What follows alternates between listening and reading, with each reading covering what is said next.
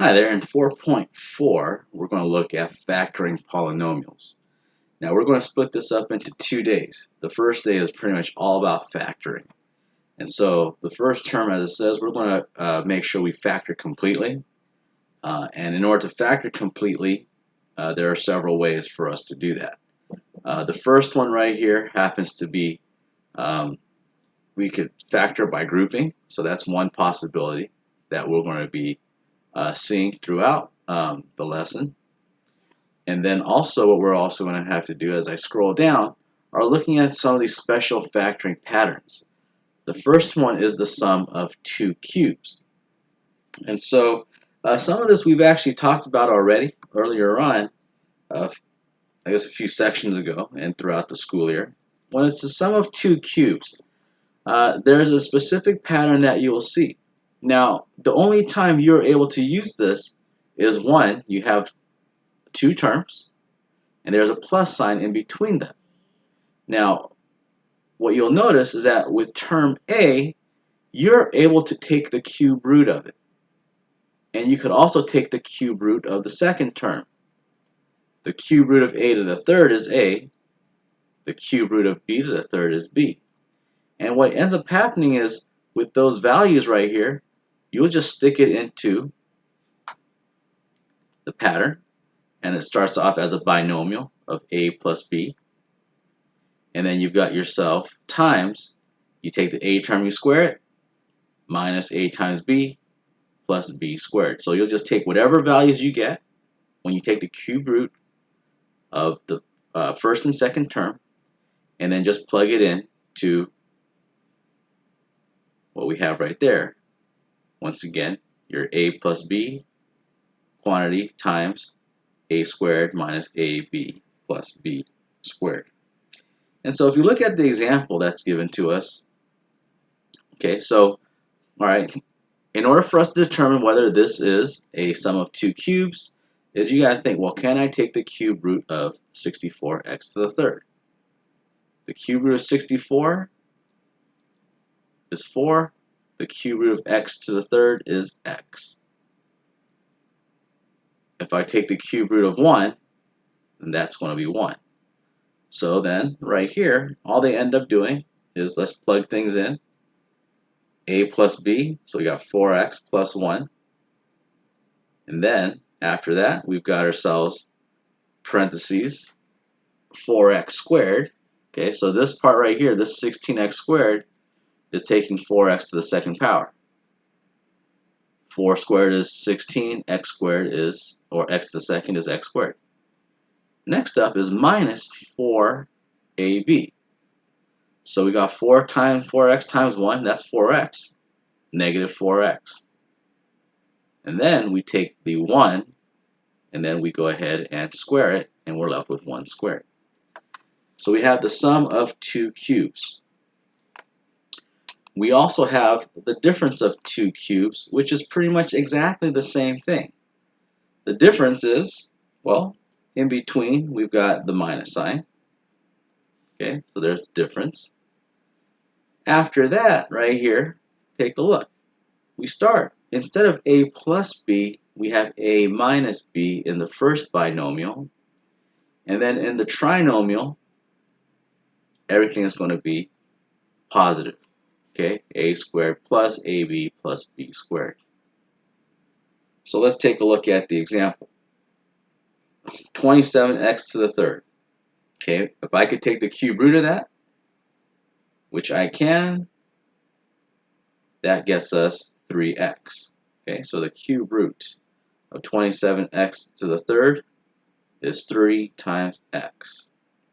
So if you took 3x times 3x times 3x, that'll get you 27x to the third. The cube root of 8, that happens to be 2. So that's your A and your B. So the first part is A minus B, so 3x minus 2. And then for the next part, we take 3x and we square that. And then instead of minus AB, it's plus AB, so plus 3x times 2 right there. That's how I get the 6x, and then you got yourself your 2 squared. get you 4. So we have the difference of 2 cubes. Remember, another frequent common one we talked about is the difference of 2 squares. Okay, so that was another one that we also had as well, where if I had a squared minus b squared, okay, the difference of 2 squares, if you can square root both, then we also have our special factor as well. Okay, because this ends up turning into a plus b, parentheses, a minus b. So this is another common one. We have difference of 2 squares. That has also been used as well. So let's try some problems out. That's the best way to understand how we're going to solve these problems. Now there's many different ways for us to go about them. Each problem has its own unique method of simplifying or factoring to begin with. Okay, so not all problems will be the same. So that's why the more problems you are exposed to, the better you'll get at this. So let's take a look at number 1. Okay, I'm taking a look at this right here. I've got a trinomial. I would start off, let's see if there's a GCF. What could I factor out of each term? I look right here, I look at the coefficient of the highest degree, and it's 20, and I see that each of these all have x. It looks like I could divide each of these by 20. So what I'm going to start off doing is that will be our GCF. And let's factor out the 20. So if I factor out a 20, let's factor out a 20x. I'm left with right here, x squared. 220 divided by 20, that looks like it's going to be 11x. And then 600 divided by 20, that'll get us right here, plus 30. And then, since we factor out the x as well, there's where we're at. So now, what do I do next? Well, remember, part of this is factoring completely. So I'll guarantee you this, that there's probably most of the time you're going to be factoring 2, 3 times. Okay? It's quite a bit.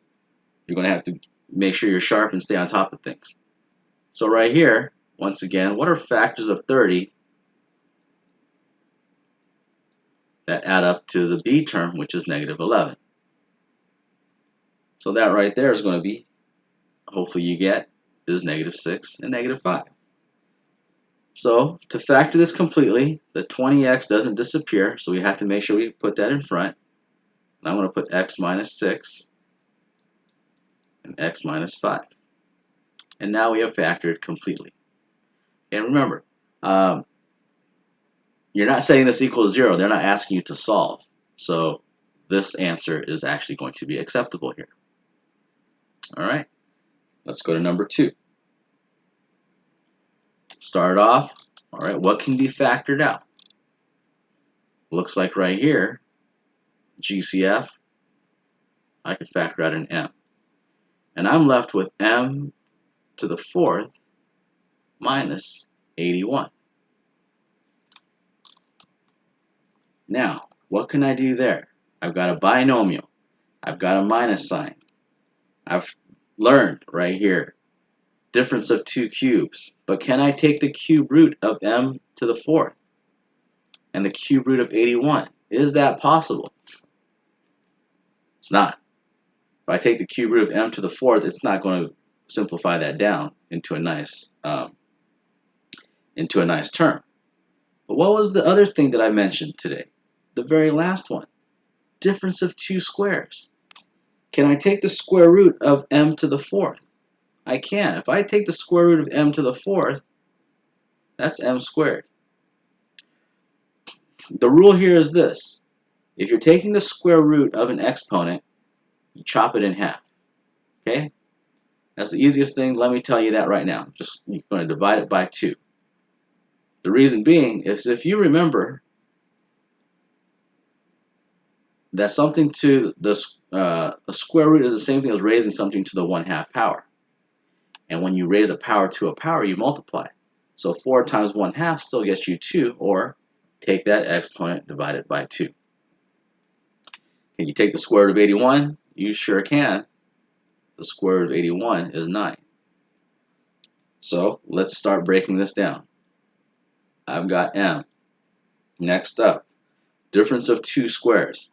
So you take the a term, m squared, we're going to have plus 9, and then you have the same thing, m squared minus 9. And this is our, once again, difference of 2 squares, or you see it abbreviated as DOS. 2, right? So, all right, great. We factored that out. Now, whenever I do difference of 2 squares, the first binomial, I tend to put the plus sign. The second binomial gets the minus sign. The reason being is this. Take a look at this right here. This term, m squared minus 9. That is also another difference of 2 squares. Going to have to factor out some more. So we've got m times m squared plus 9. That stays the same because there is no sum of 2 cubes. All right, only a difference of 2 squares. So right here, I can take the square root of m squared. That is m. The square root of 9 is 3. So I got m plus 3. And then I also have m minus 3. And we have now simplified this all the way. Once again, where does that come from? You take m squared, you square root that, that's m. Now take the exponent, divide it by 2 when we're square rooting. Square root of 9, that gets me 3. And so this right here is my simplified answer. Difference of 2 squares. Next up, let's take a look at number 3. Number 3 looks pretty similar to what we had earlier on in the example. Okay? And you'll get better at this as time goes on. You'll hopefully find, all right, I know my cubic factors. Okay? The cube root of 27, I'll tell you what, that's going to be 3. If I take a to the third and divide that by 3, because that's, instead of the square root, the cube root is 3, that'll just get me a. The cube root of 8 right here is 2. B to the third, taking the cube root of that, that's going to be b. So I have a and b now. Next up, just plugging things in correctly into our pattern that was given to us. Remember, the pattern right here is a plus b, that's a squared, minus ab plus b squared. So all I'm going to do is take all this and plug it in. A is 3a, b is 2b, so there's the first part. After that, we're going to take 3a and square it. Okay, so 3a to the second power, that's 9a squared. Then minus ab, so minus both of these two right here, and that's going to get me 6ab. And then finally, we take the b, which is 2b, and you square that, and that's going to get us 4b squared. Just like that. There's our pattern. All right. We keep trekking on because you're going to see all different types of methods. And let's go to number 4. On number 4 right here, I've got a polynomial with 4 terms. If you remember, hopefully in Algebra 1, If I had 4 terms, another method that you could use to solve things is by grouping. And how do you group? You take the first 2 terms, put parentheses around it. You take the second 2 terms and you put parentheses around it. And what we're going to do is factor things out. Actually, how about this? Even before that, I could do it that way, but then I go back and take a look. Is there a GCF? There is. So let's try to make things maybe a little bit easier than possible. Let's see what I could factor out now. I can go ahead and factor out t to the third. And so what I'm left with now here is 5t to the third plus 2t to the second minus 5t and minus 2. That right there took out the GCF. Now let's go back, and what we're going to have to do is let's take the first 2 terms, we're going to put parentheses around it, the second 2, and put parentheses around it. And let's see what we could factor out within the first 2. All right, I've got t to the third, I've got to keep that there. And right here, what I could factor out looks like is a t squared. And what I'm left with now is 5t plus 2. In the second piece right here, I've got negative 5t minus 2. Well, what I have to do right here is make the 2 binomials right here look the same. Well, negative 5t minus 2 looks very similar to 5t plus 2. But one thing I could do right here is factor out a negative 1. And that'll turn this into 5t plus 2. And now, I've got 2 binomials right here that are exactly the same. I know I'm doing this correctly because I do have 2 binomials that are the same. What do I do with that? That'll be one of my binomials here from grouping. 5t plus 2. I still have in front right here the t to the third, so we can't get rid of that. How do I get my next binomial? It's whatever we factored out. And so what we factored out is t squared minus 1, and that's where we get the second binomial. That right there, factor by grouping. But are we done? We are not, because this last part right here, this t squared minus 1, guess what this is? Difference of 2 squares. I could take the square root of t, square, that's t. The square root of 1 is 1. So t plus 1, t minus 1. And then let's put all the rest of this down. We got 5t plus 2, and we got ourselves our t to the third. Factoring galore right here. It just never ends. That's why it's called factor completely. All right, so we have this first day a lot of practice of dealing with these types of special factors.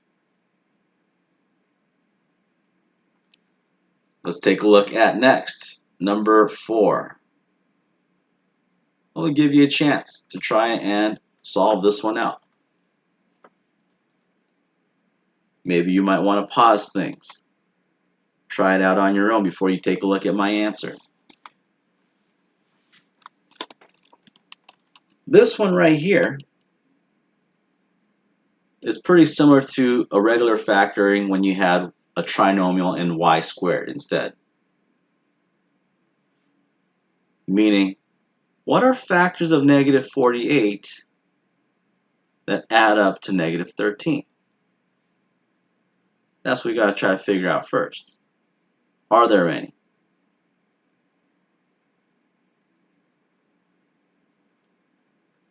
So, are there? That's what you need to try to find out first.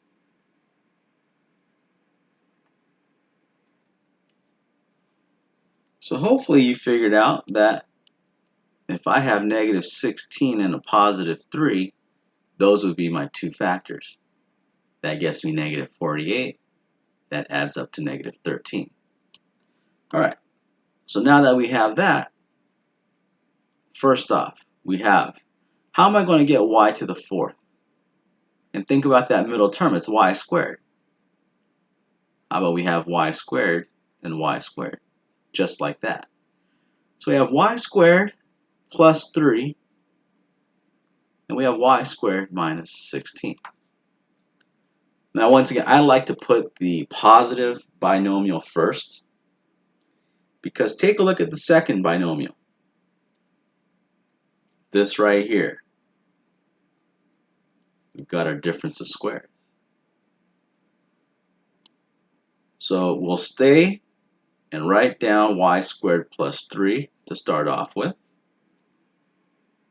And I know this is a difference of squares because I could take the square root of y squared, that's y. The square root of 16 is 4. So remember, it's y plus 4, and we'll have y minus 4. Putting it all together for our difference of two squares.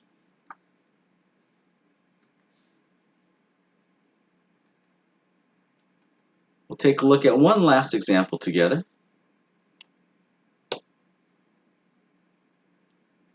And let's take a look at number 11.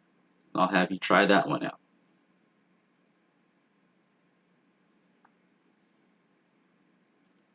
Start off first right here, see if there's any GCF. There is. I could factor out a 2.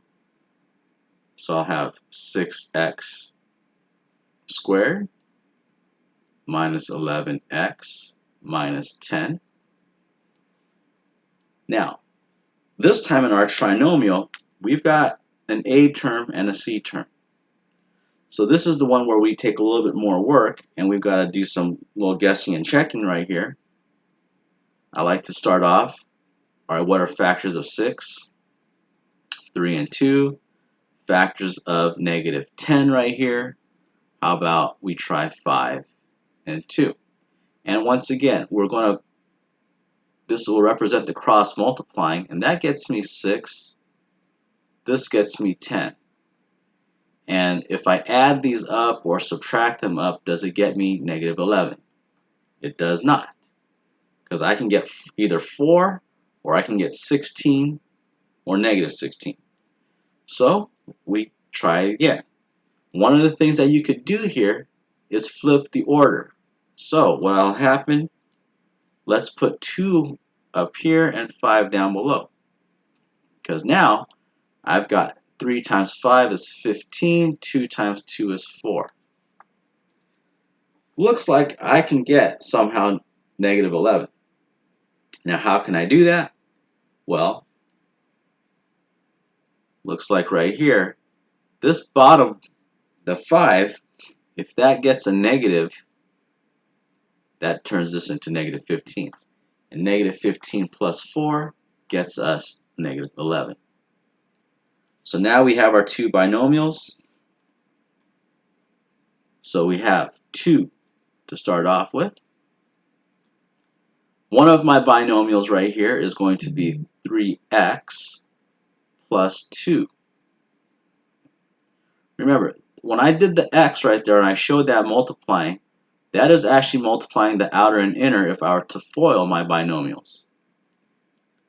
So what I need to do is make sure that we do this correctly. And it's going to be 3x plus 2 is one binomial. The other one is going to be 2x minus 5 as my second one. And this right here is your answer. All right. So we have now started off by factoring many different ways. There are several patterns to always look out for.